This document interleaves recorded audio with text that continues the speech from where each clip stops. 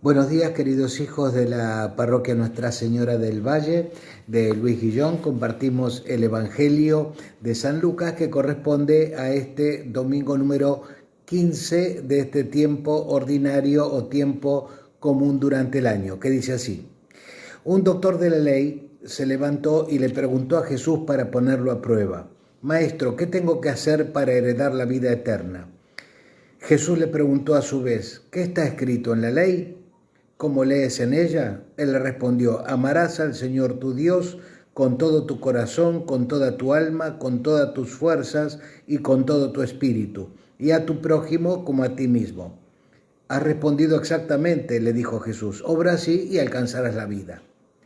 Pero el doctor de la ley, para justificar su intervención, le hizo esta pregunta: ¿y quién es mi prójimo?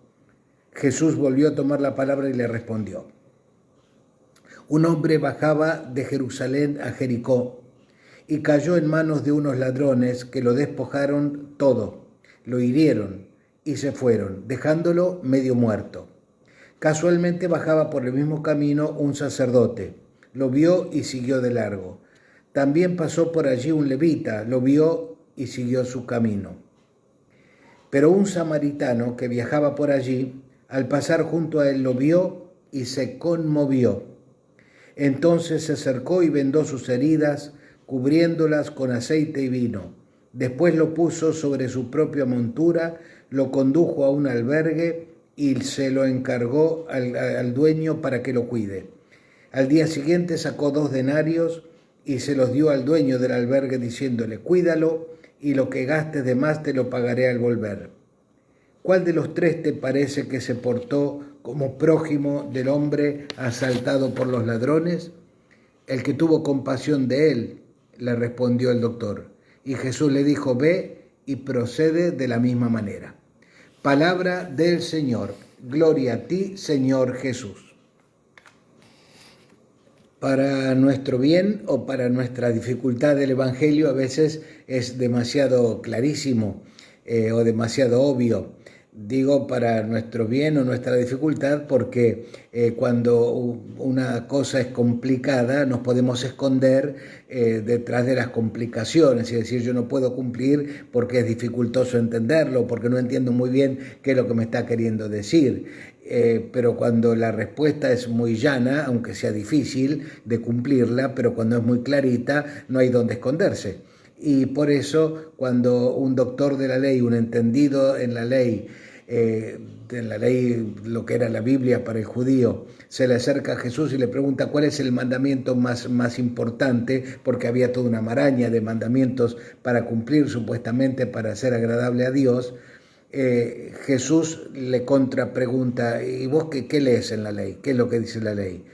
Y el doctor de la ley le dice: amarás al Señor tu Dios con todo tu corazón, toda tu alma, primero que todo, y a tu prójimo como a ti mismo. Y Jesús le dice: bueno, ya lo está contestando, así de simple. Procede vos de esta forma y listo. Esto es lo que hay que hacer: amar a Dios sobre todas las cosas y al prójimo como a ti mismo. Eso es el resumen de todos los mandamientos y de todo lo que dice la ley y de todo lo que dicen los profetas.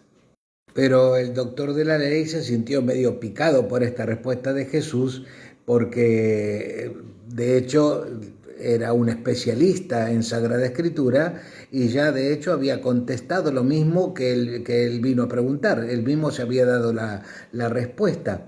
Así que entonces, para justificar su intervención, le dice a Jesús: sí, ya sé cuál es que lo más importante, que hay que amar a Dios sobre todas las cosas y al prójimo como a uno mismo. Pero ¿quién es mi prójimo? Entonces, como queriendo decir, lo que yo te estaba queriendo preguntar es hasta dónde tiene que llegar el amor. ¿Cuál es el límite? ¿Hasta dónde a fulano mengano puedo considerar el prójimo?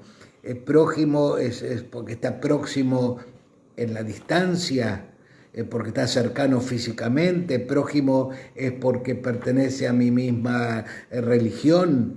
Prójimo es porque es alguien de mi parentela, de mis parientes que comparten mi sangre, que viven bajo mi mismo techo. Prójimo es el que tiene mi misma nacionalidad. ¿Hasta dónde? ¿Cuál es el límite? Porque en el Antiguo Testamento, sobre todo, era clarísimo que el prójimo, que se consideraba como prójimo, era el israelita, el compatriota. Todos los demás quedaban como excluidos del amor que el Evangelio nos propone. O sea, había un límite muy marcado. El prójimo es el que comparte mi raza y mi religión. Todos los demás quedan fuera de este ámbito.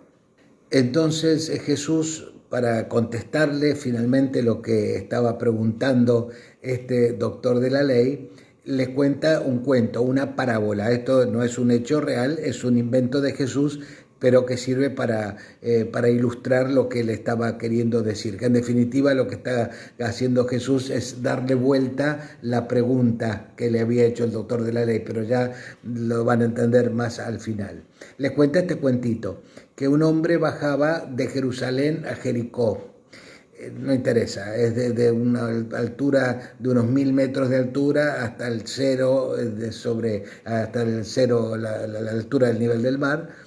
Y era un camino muy característico porque era un camino muy desértico, muy despoblado, muy lleno de formaciones rocosas, muy apto para que se escondan maleantes detrás de la roca, al acecho de que cuando pasa algún peregrino medio solitario que bajaba de Jerusalén hacia la ciudad de Jericó, lo pudieran en el camino atrapar, porque no había quien pedirle ayuda, por más que gritara, no hay nadie que te pueda asistir. Era un camino muy apto, y de hecho se daban muy frecuentemente asaltos a personas que circulaban o transitaban por ese camino.